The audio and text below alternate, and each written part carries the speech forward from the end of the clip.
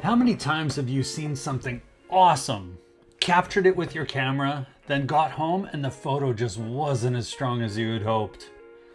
A lot of time you've actually got it. The subject is interesting, the light is perfect, but maybe the composition is off, and it's simply because of what you've captured in the frame. The great news is I'm here to tell you about how you can fix that, and it's probably easier than you think. I'm going to show you two different techniques across a number of my own photographs. Two ways to improve a photo by taking the distraction away from it by either cropping it or in some cases removing the color altogether and turning it black and white. Let's focus in on cropping first. Let's take a look at this first image. Where does your eye go?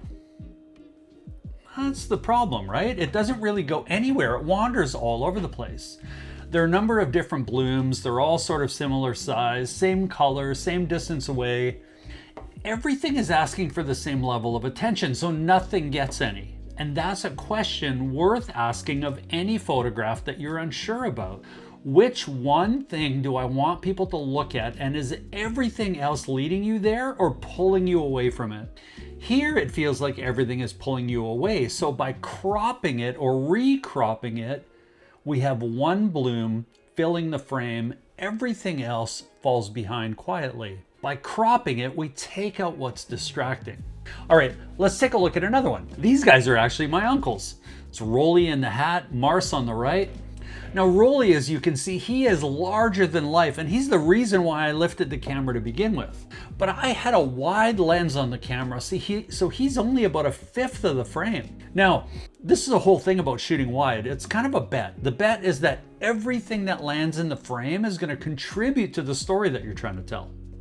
Sometimes it does, and this one nearly did. If Mars had been laughing too, or if he had been looking at his brother instead of past him, then it's a great photograph that's telling a story, and we keep all of it. But he wasn't, so that side of the frame doesn't really contribute to the story, and it just becomes noise. And again, that's the hardest part about shooting with a wide lens, is you're composing and judging all at once in about a second. I lost the bet on this one, and I lose it occasionally, but we have an option, which is to crop it in, so problem solved. And I want people to think about cropping harder than you think that you should. There's so much resolution available in these cameras that we use today. I threw away half of this frame, and there's still more picture and more resolution left than I'll ever need to print. So it's the same tactic again. Apply a crop to eliminate everything that's distracting. Wide is a bet, but cropping is a tool that you can use when that bet doesn't quite pay off. Now, so far, these first couple crops have made it look pretty easy, but it's not always obvious where to apply the crop. Take a look at this image. 2 bumblebees on a coneflower and a lot of garden. And before anyone tells me, yes, I missed the focus on the bees slightly, but that's okay. I still love it. That's the point to all of this. It doesn't have to be perfect. But it's the same problem as the Cosmos. But with the Cosmos, I was able to see the crop that I wanted right away. With this one, I didn't. And now, I didn't work out this crop by just looking at it and knowing what to do. I worked it out by taking the frame and moving it around and trying different options. Something tighter, something wider, something with the bees to the left, something with the bees to the right. After 4 or 5 versions that all seemed slightly wrong, I started to understand what the right crop should be. And this is it. Bees on the flower, everything else is backed off. This notion of trial and error, it doesn't necessarily mean that your taste all of a sudden arrives in a flash, but by working through multiple crops that are wrong, it tends to point you in the direction that's right. And I'm going to show you one more sort of crop tactic, and this is an important one because it's something that I didn't figure out soon enough. Let's start with this question. Who chose the shape of our photographs? It wasn't me, and I don't think it was you.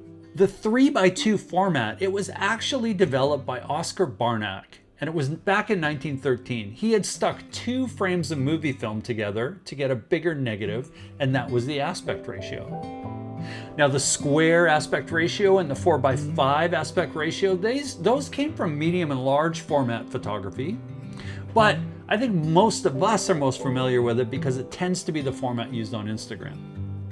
Now, the point I'm trying to make is we inherit this rectangle from somebody else, and most of us never realize that we have the agency to change it. So here's a great example. This was taken at a beach 10 minutes from my house, a person, a dog, a log, and a sky that is doing something ridiculous. Now, in its original 3x2 format, it's fine. But look at what the frame spends all of its room on. A quarter of this photograph is rocks in the lower part, foreground, and it's very dark. While the two things that I actually stopped to look at, the sky and the horizon, they're sort of squeezed in the middle like a sandwich. So I decided to cut this one wide, 16:9. It's the same shape that you're watching me on right now on YouTube. It's very cinematic. In doing so, three things happened. And only one of them has to do with eliminating those rocks out of the frame. The first thing that happened is the sky becomes most of the picture. It was the whole reason why I stopped to take the photograph. The second thing that happened is that horizon gets to run edge to edge. In the tall frame, it sort of bisects the rectangle in half. But here it becomes this spine to the image. And number three, and I didn't see this coming until after I cropped it, is that log actually becomes an important compositional element. It's pointing into the frame, drawing your eye to where we want it.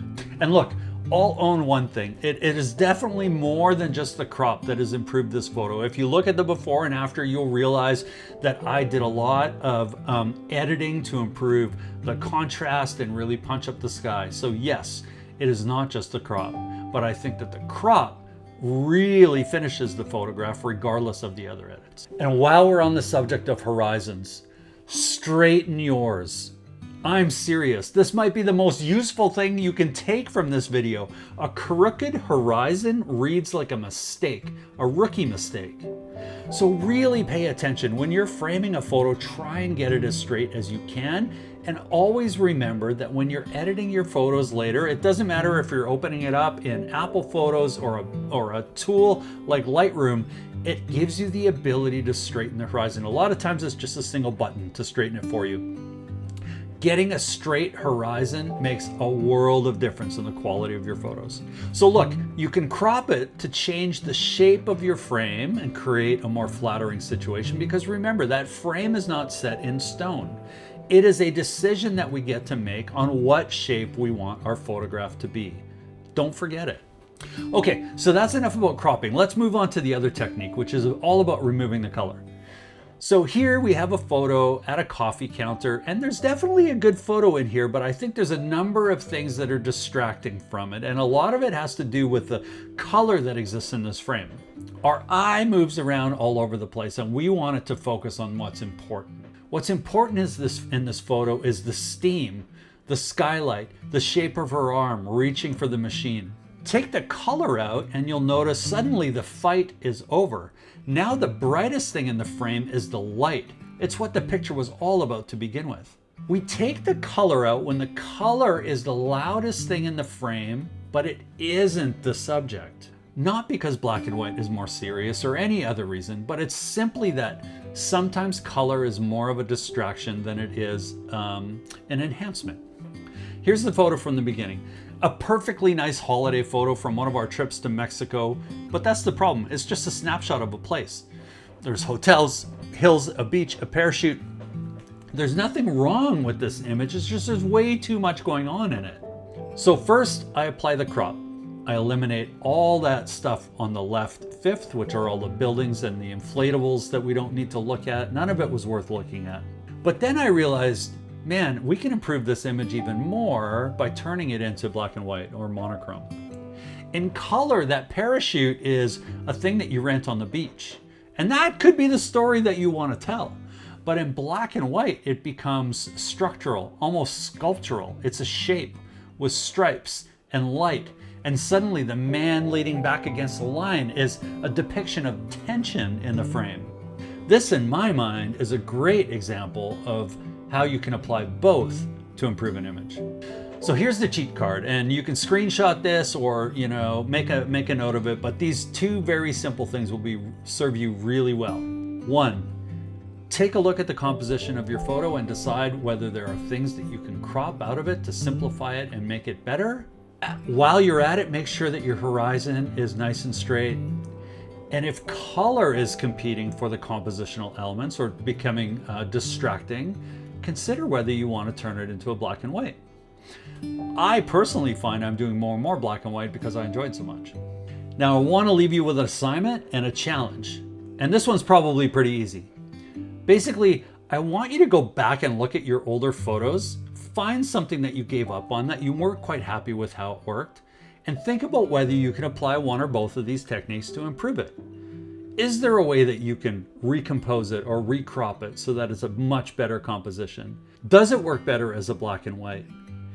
If you do that and it's successful, post it on Instagram and tag me because I would love to see it and I want to reshare everybody's work as they send it in. I'm genuinely curious about how you guys make out with these techniques, and I'd love to see your work. Also, if it's working out for you, drop a comment and let me know how you're doing with it. And lastly, if you got something out of this or you enjoyed the comment, I would genuinely love it if you would subscribe. This is a brand new channel. I've got lots more to talk about. So till next time, I'll see you soon.